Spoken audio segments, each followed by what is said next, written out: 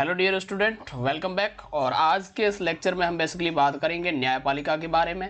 न्यायपालिका के अंदर हमारे बीए सेकेंड ईयर के अंदर जो पहला टॉपिक है वो अमेरिका का जो सुप्रीम कोर्ट है वो है। अमेरिका का जो सर्वोच्च न्यायालय है उसकी संरचना क्या है, उसकी शक्तियाँ क्या है, उसी के बारे में हम बेसिकली बात करेंगे। साथ में हम बात करेंगे कि न्यायिक पुनरावलोकन भी क्या होता है और इसका यूज किस प्रकार से किया जाता है। तो आइए शुरू करते हैं। और सबसे पहले इन्फॉर्मेशन मैं आपको देना चाहता हूं कि अगर आप बीए सेकंड ईयर के स्टूडेंट हैं तो इसमें आपका जो पेपर है फर्स्ट पॉलिटिकल साइंस का, उसके अंदर जो लास्ट वाला यूनिट है आई थिंक वही है अमेरिका का जो सर्वोच्च न्यायालय या न्यायपालिका से संबंधित जो यूनिट है, उन्हीं में पहला जो हमारा टॉपिक है वो अमेरिका का सर्वोच्च न्यायालय है। तो आइए शुरू करते हैं। इसी के साथ में आज होली भी है, तो आप सब स्टूडेंट को हैप्पी होली होली की ढेर सारी आपको शुभकामनाएं। ठीक है। संयुक्त राज्य अमेरिका का सर्वोच्च न्यायालय दुनिया का सबसे शक्तिशाली न्यायालय है। इसे संविधान और कानूनों के संबंध में इतने अधिक अधिकार प्राप्त हैं कि इसे सतत संविधान सभा या तीसरा सदन भी कह करके पुकारा जाता है। बेसिकली क्या है ना, अमेरिका का जो सर्वोच्च न्यायालय वो दुनिया में सबसे शक्तिशाली सर्वोच्च न्यायालय है। और ये कई बार हम इसको रेफर करते हैं एज ए थर्ड कांग्रेस के रूप में, यानी इसको तीसरी सभा भी कहते हैं, तीसरा सदन भी कहते हैं। जैसे अमेरिका के अंदर दो सदन है, फर्स्ट है हाउस ऑफ रिप्रेजेंटेटिव और दूसरा है सीनेट। तो इसी तरीके से कई बार जो जानकार है या विशेषज्ञ हैं वो इनको थर्ड हाउस भी कहते हैं, तीसरा सदन भी कहते हैं। संयुक्त राज्य अमेरिका तथा वास्तविक संविधान क्या है इसकी व्याख्या भी यही करता है। यानी अमेरिका का जो सुप्रीम कोर्ट है वो बेसिकली इस बात की व्याख्या करता है कि वास्तव में जो ये शब्द है यूनाइटेड स्टेट ऑफ अमेरिका यानी संयुक्त राज्य अमेरिका, ये वास्तव में है क्या, और इसका जो संविधान है उसकी वास्तविक व्याख्या क्या है, ये कौन डिसाइड करता है? अमेरिका का सर्वोच्च न्यायालय। अमेरिका ने सर्वोच्च न्यायालय के संगठन और इसकी संख्या के बारे में कुछ न कहकर यह सब कार्य कांग्रेस पर ही छोड़ दिया है। इसके सदस्यों की संख्या समय पर परिवर्तित होती रहती है। जैसे कि सन 1789 के अंदर जब सुप्रीम कोर्ट की शुरुआत हुई तो इस न्यायालय के अंदर एक मुख्य न्यायाधीश और 5 अन्य न्यायाधीश थे, लेकिन बाद में कांग्रेस द्वारा समय समय पर इनकी संख्या में बदलाव किए गए हैं। जैसे 1807 में इसकी संख्या जो थी वो 7 थी और 1837 में इनकी संख्या 9 हो गई थी, 1863 में 10 और ये संख्या पुनः 7 कर दी गई। तो इसी तरीके से समय समय पर बदलते रहते हैं। यानी संविधान के अंदर ये सीधी सी चीज नहीं लिखी हुई है कि भाई अमेरिका के सर्वोच्च न्यायालय के अंदर इतने सदस्य होंगे, इतने न्यायाधीश होंगे या इतने मुख्य न्यायाधीश होंगे। ये संविधान के बारे में संविधान के अंदर नहीं लिखा हुआ है। ये सारा मामला कहाँ कौन सा न्यायाधीश होगा, किसकी नियुक्ति करनी है, कितने सदस्य होंगे, कितने न्यायाधीश होंगे, ये सारी की सारा जो अधिकार है ये कांग्रेस के पास में सुरक्षित है। और कांग्रेस के अंदर जब हम बात कांग्रेस की करते हैं तो कांग्रेस के अंदर अमेरिका का पूरा पार्लियामेंट आता है, जिसके अंदर लोअर हाउस और सीनेट दोनों ही शामिल हैं। यहाँ पर मुख्य जो न्यायाधीश होते हैं उनकी नियुक्ति कैसे होती है? तो यहाँ पर जो अमेरिका के अंदर न्यायाधीश होते हैं उनकी नियुक्ति राष्ट्रपति द्वारा सीनेट की अनुमति से की जाती है। सामान्यतः सीनेट राष्ट्रपति द्वारा की गई नियुक्तियों की पुष्टि कर देती है, परंतु अनेक अवसर ऐसे भी आए हैं जबकि सीनेट ने राष्ट्रपति द्वारा न्यायाधीशों की नियुक्ति की पुष्टि नहीं की है। यहाँ पर जो न्यायाधीश होते हैं उनकी नियुक्ति करने का काम बेसिकली प्रेसिडेंट का होता है। और ये प्रेसिडेंट जो होता है ये सीनेट की अनुमति लेकर के ही उनकी नियुक्ति करता है। लेकिन कई बार क्या होता है ना, प्रेसिडेंट उनकी नियुक्ति कर देता है और सीनेट इसकी इजाजत नहीं देती है। ऐसे मौके भी कई बार हमारे सामने आए। अब एक सर्वोच्च न्यायालय के न्यायाधीश की योग्यता क्या होनी चाहिए, तो इसके बारे में संविधान में कोई भी खास वर्णन हमें नहीं मिलता है, परंतु अधिकांश रूप से जो उच्च न्यायालय के जो न्यायाधीश हैं वो बहुत ही योग्य व्यक्ति होते हैं, जो ज्यादातर अनुभवी वकील या विधि के प्रोफेसर होते हैं, है ना। बेसिकली होता है क्या ना, इनके बारे में संविधान के अंदर लिखा नहीं है कि भाई ये योग्यता होगी। जैसे प्रेसिडेंट, प्राइम मिनिस्टर के बारे में अलग अलग देशों के संविधान में लिखा हुआ होता है, या न्यायाधीशों के बारे में लिखा हुआ होता है कि भाई ये जो क्वालिटी है ये न्यायाधीशों के अंदर, जस्टिस के अंदर होनी चाहिए। तो ऐसी अमेरिका के संविधान में कोई भी मामला लिखा हुआ नहीं है। ज्यादातर जो अनुभवी वकील होते हैं सुप्रीम कोर्ट के और जो विधि के प्रोफेसर होते हैं उन्हीं को नियुक्त किया जाता है। इनका जो कार्यकाल है वो न्यायाधीशों का कार्यकाल जीवन पर्यंत होता है परंतु इससे पहले वे त्याग पत्र देकर अपने पद को छोड़ भी सकते हैं। 70 वर्ष की आयु प्राप्त होने पर न्यायाधीश वेतन सहित कार्यनिवृत्त हो सकते हैं, परंतु ये शर्त है कि उनका कार्यकाल 10 वर्ष का हो चुका हो। न्यायाधीश को केवल महाभियोग की प्रक्रिया द्वारा ही हटाया जा सकता है। जिस तरीके से अमेरिका के अंदर राष्ट्रपति को महाभियोग की प्रक्रिया के द्वारा हटाया जा सकता है, ठीक उसी प्रकार से एक न्यायाधीश को भी महाभियोग की प्रक्रिया के द्वारा हटाया जा सकता है। ये महाभियोग सीनेट के द्वारा लाया जा सकता है और लाया बेसिकली सीनेट और हाउस ऑफ रिप्रेजेंटेटिव दोनों के द्वारा लाया जा सकता है, लेकिन ये दोनों सदनों के अंदर पास होना चाहिए। अगर एक सदन में पास हुआ और एक में नहीं हुआ तो फिर महाभियोग सक्सेसफुल नहीं माना जाएगा। न्यायाधीशों की जो पदोन्नति है वो क्या है, तो अमेरिकी सर्वोच्च न्यायालय के न्यायाधीशों को मात्र महाभियोग की प्रक्रिया के द्वारा ही हटाया जा सकता है। ये प्रस्ताव प्रतिनिधि सभा में प्रस्तावित किया जाता है। जब प्रतिनिधि सभा 2/3 बहुमत से प्रस्ताव पारित कर देती है तब सीनेट द्वारा इसकी जांच पड़ताल की जाती है, और अगर जो सीनेट है वो भी 2/3 बहुमत से इस प्रस्ताव की पुष्टि कर देती है तो महाभियोग जो होता है वो पारित हो जाता है, और इससे जो संबंधित न्यायाधीश है उसको पद त्याग करना पड़ता है। अब तक कुल 9 न्यायाधीशों के विरुद्ध महाभियोग प्रस्ताव रखे गए, जिनमें से मात्र 4 के विरुद्ध ही पास हो पाया है। हाँ, तो अगर न्यायाधीश कोई गलती करता है पद पे रहते हुए तो उसको हटाने का जो अधिकार है वो अमेरिका की संसद के पास में है। और संसद किस प्रकार से, जो हाउस ऑफ रिप्रेजेंटेटिव है जिसको हम प्रतिनिधि सभा देते हैं, वो एक प्रस्ताव पास करेगी कि भाई इस न्यायाधीश ने जो ये काम किया ये अनुचित है और हम इसे महाभियोग के जरिए इस पद से हटाना चाहते हैं। तो ऐसे में वो जो प्रस्ताव पारित किया गया है सदस्यों के द्वारा वो 2/3 से यानी 2/3 से पास होना चाहिए, और ये वापस सीनेट के अंदर भी पास होना चाहिए, और तब जाकर के उसके खिलाफ महाभियोग चलाया जाएगा। अब तक 9 न्यायाधीश हैं जिनके विरुद्ध इस तरीके के महाभियोग प्रस्ताव लाए गए हैं, और सिर्फ 4 के खिलाफ ही पास हो पाए, बाकी के खिलाफ पास नहीं हो पाए। अब हम जान लेते हैं अमेरिका के सुप्रीम कोर्ट की कार्यविधि क्या है। तो अमेरिकी सर्वोच्च न्यायालय का सत्र प्रतिवर्ष अक्टूबर के प्रथम सोमवार से प्रारंभ होता है और जून में समाप्त हो जाता है। देखो, अमेरिका के जो सर्वोच्च न्यायालय है उसका जो सत्र है, पहला सत्र है, जो शुरुआत में अक्टूबर महीने के जो प्रथम सोमवार होता है यानी फर्स्ट मंडे होता है, first Monday of October month, then जो जून मंथ होता है उसके शुरू में ही समाप्त भी हो जाता है। आवश्यकता पड़ने पर मुख्य न्यायाधीश विशेष सत्र भी बुला सकते हैं।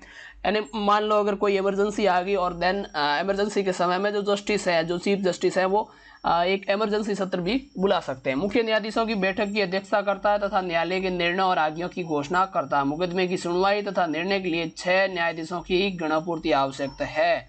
अब देखो, जिस तरीके से हर देश के अंदर जो निर्णय दिया जाता है, जैसे एक बेंच बैठती है, बेंच में जनरली अमेरिका के अंदर क्या होता है, 6 सदस्य होते हैं, और 6 सदस्यों में से जो किसी प्रस्ताव के विरुद्ध में या फिर किसी न्याय के जो फाइनल जस्टिस आता है उस जस्टिस के पक्ष में या विरोध में जितने भी वोट है उसी के आधार पर इसकी जो मुकदमे की जो सुनवाई या निर्णय है वो तय किया जाता है। अब देखिए, अमेरिकी सर्वोच्च न्यायालय के क्षेत्राधिकार और इनकी शक्तियां क्या है। सबसे पहले तो अमेरिका के संविधान के द्वारा निम्नलिखित में 2 प्रकार के मामलों में सर्वोच्च न्यायालय को प्रारंभिक अधिकार देता है। अब प्रारंभिक अधिकार के अंदर जैसे राजदूत, वाणिज्य राजदूत एवं अन्य प्रकार के विदेशी प्रतिनिधियों तथा सार्वजनिक मंत्री से संबंधित मामले, ये बेसिकली है ना, हम उस चीज की बात करते हैं कि अमेरिका का जो सर्वोच्च न्यायालय होता है वो कौन कौन से मामलों के अंदर डील करता है, यानी कौन कौन से मामले ऐसे होते हैं जहां पर उसको क्षेत्राधिकार या शक्तियां प्राप्त है। जैसे जो एम्बेसडर होते हैं, राजदूत होते हैं, डिप्लोमेट्स होते हैं, वाणिज्य राजदूत, जो बिजनेस डिप्लोमेट्स होते हैं, उनसे जुड़े हुए मामले या किसी भी विदेश प्रतिनिधियों तथा सार्वजनिक मंत्री से संबंधित मामले हो। देखो, अगर आपको ध्यान हो तो आपने सुना होगा कि मोदी जी पर अमेरिका के कोर्ट में एक केस चल रहा था, आपको पता हो तो। ये जो केस है ना, ये इसी अधिकार के मामले में चलाया जा सकता है, यानी कि आप विदेशी जो प्रतिनिधि है, देशों के रिप्रेजेंटेटिव है, उनके ऊपर भी अमेरिका के सुप्रीम कोर्ट के अंदर केस चलाया जा सकता है। वे मामले जिनमें संयुक्त राज्य अमेरिका या कोई एक या एक से अधिक राज्य पक्ष हो, ऐसे मामले जैसे इंटरनेशनल मामले जिसमें संयुक्त राज्य अमेरिका हो या फिर कोई एक या एक से अधिक राज्य पक्ष भी शामिल हो सकते हैं।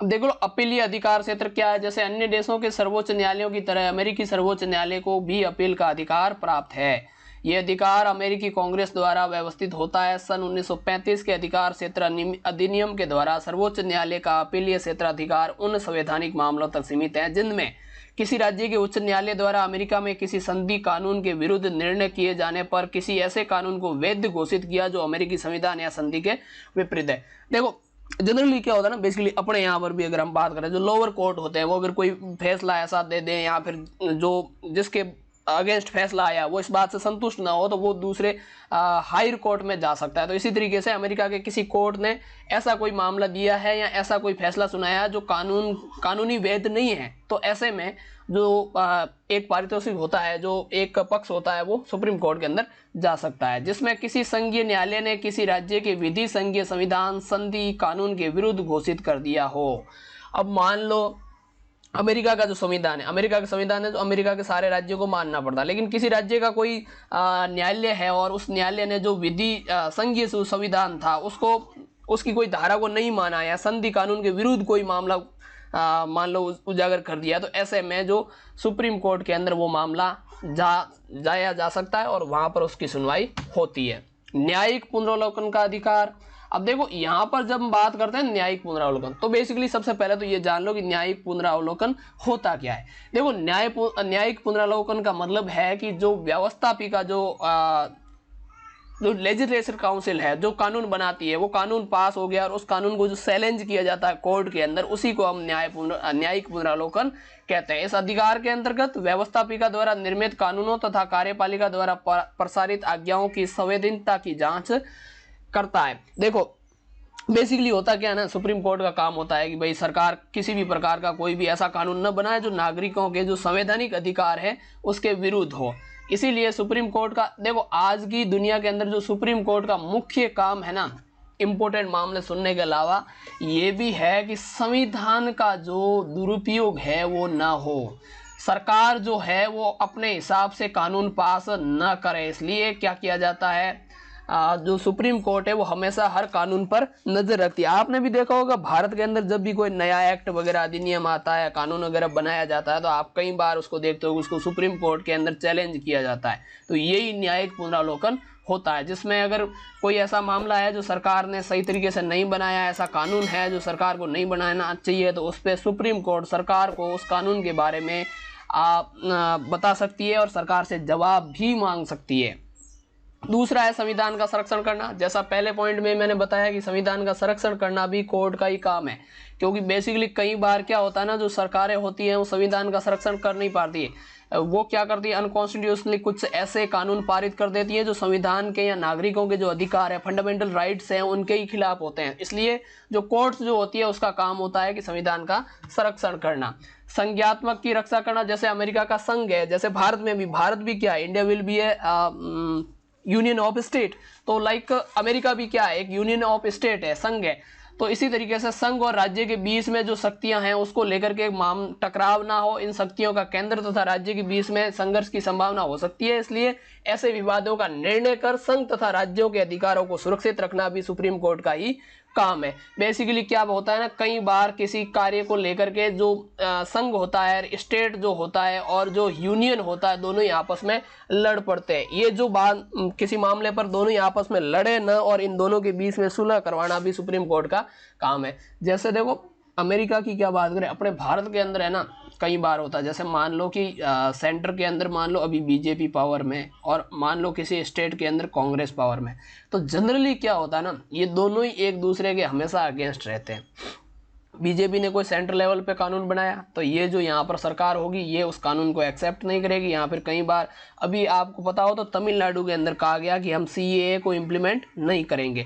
वो अलग बात है कि ऐसा कोई प्रावधान नहीं है कि जिससे यूनियन गवर्नमेंट किसी एक्ट को बनाए और उस एक्ट को राज्य के द्वारा लागू न किया जाए, ऐसा हो ही नहीं सकता। लेकिन जनरली टकराव की स्थिति बनती है, जनरली ऐसे मामलों में टकराव की स्थिति बनती है जहां पर राज्य और जो संघ होता है दोनों के बीच में डिवाइडेशन नहीं की होती है। मान लो कोई ऐसे काम है जिसके बारे में प्रॉपरली संविधान के अंदर लिखा हुआ नहीं है कि ये स्टेट का है और ये यूनियन का है, तो ऐसे मामले जनरली कोर्ट के अंदर जाते हैं। जैसे भारत के अंदर जो साइबर लॉ है ये हमेशा इस मामले को लेकर विवादित रहता है कि इसका अधिकार किसके पास में है, ठीक है।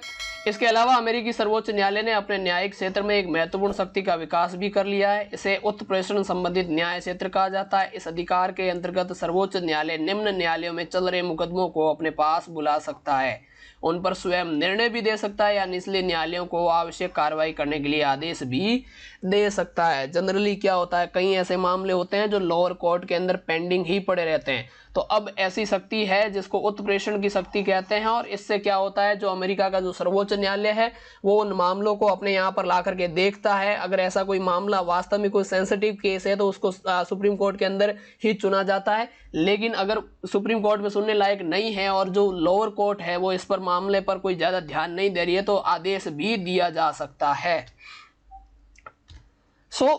ये थी कुछ महत्वपूर्ण शक्तियां अमेरिका की सुप्रीम कोर्ट की और अमेरिका के सुप्रीम कोर्ट की संरचना। इसके बारे में सारी डिटेल हमने जानी। अगर आपको वीडियो पसंद आया हो तो चैनल को सब्सक्राइब जरूर कीजिए। यहाँ पर ये जो आप अब टॉपिक पढ़ रहे हैं ये बीए सेकेंड ईयर से संबंधित है, और बीए पॉलिटिकल साइंस से संबंधित जो भी टॉपिक है वो यहाँ पर आपको कवर कराए जाएंगे। साथ में जो ये स्लाइडें यहाँ पर चल रही है इनके नोट्स भी आपको डू पॉलिटी जो टेलीग्राम चैनल है वहाँ पर मिल जाएंगे। सो प्लीज़ आप इसको एक्सेस कर लें, जहाँ पर ये पूरी की पूरी जो स्लाइड है अभी ऐसी जैसी मैंने वीडियो के अंदर जो हाईलाइट की है ऐसी की ऐसी आपको मिलेगी। सो जल्दी नेक्स्ट लेक्चर के अंदर मिलते हैं। तो आप सबको जल्दी हम नेक्स्ट लेक्चर के अंदर दोबारा मिलेंगे। और बाय द वे आज होली है, सो आप सबको हैप्पी होली मेरी तरफ से।